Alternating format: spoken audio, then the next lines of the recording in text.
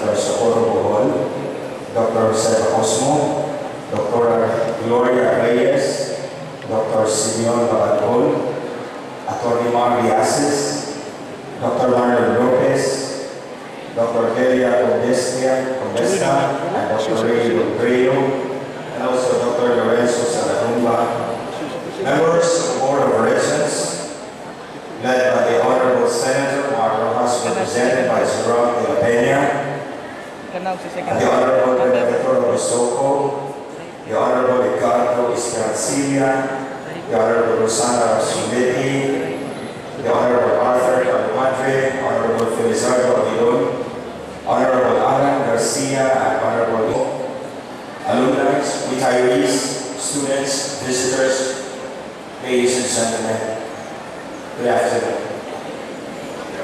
To my mind, a person who comes in possession of a certain degree of power and influence can either be described as a politician or a leader. There are two distinguishing aspects that separate a politician from a leader. One is service, and to whom it is delivered, while the other is legacy, and to whom it is bequeathed.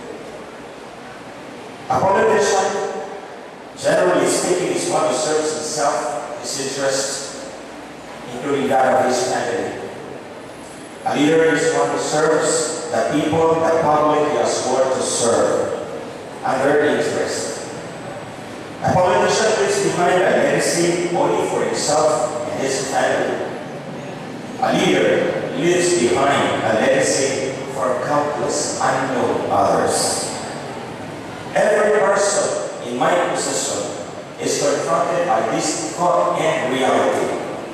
He can choose to be merely a politician, or he can choose to be remembered as a worthy leader of the people. I will not tell you what I am between the two. I will let you judge what I am by what I say and what I do. As the term you entrusted me almost 3 years ago comes to a close, I will stand again before you and let you judge and decide my fate. But before you do that, let me share to all of you my vision for our people and our community that I have chosen to work with over the next term. Should you accept our proposition, we'll work on a set of specific measurable deliverables based on the following postulates.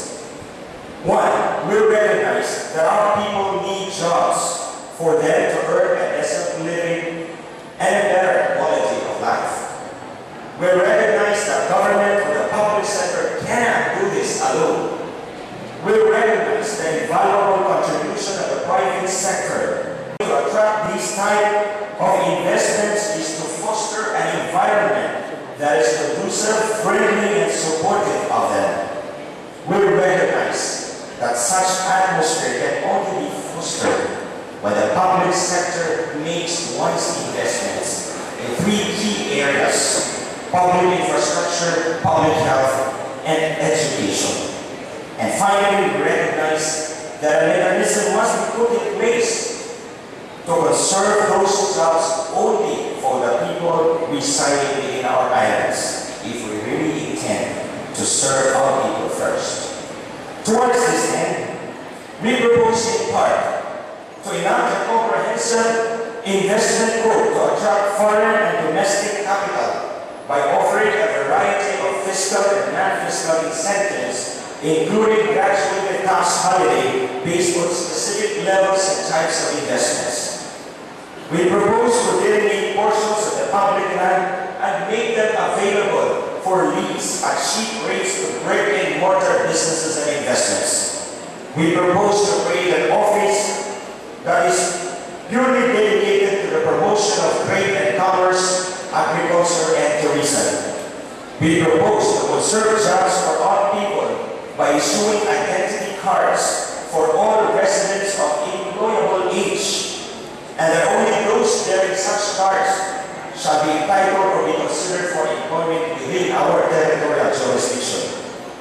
We propose to continue our investments in public infrastructure in all barangays, municipalities, and our national road network. We propose to fully implement our strategic health initiative by instituting a full medical and dental caravan and emergency medical services system that is absolutely free and serving our people while in their barangays all throughout the year. We propose to increase the incentives, the annual incentives by the provincial government of our barangay health workers by 100% to compensate them and encourage them to serve our people better. We propose to buy every solid waste material on a weekly basis in every barangay and put mechanisms to use the proceeds only either to buy medicines for our people or put them in public infrastructure within the respective barangays. And we propose to continue our investments in the education of our children, from our elementary kids to those up to the tertiary level.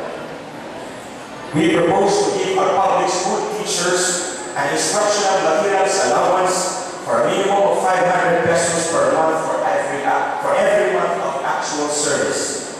And we propose to implement the laws I have drafted, mandating the construction of 3 new specialized high schools for science, information and communication technology, and culture and the arts.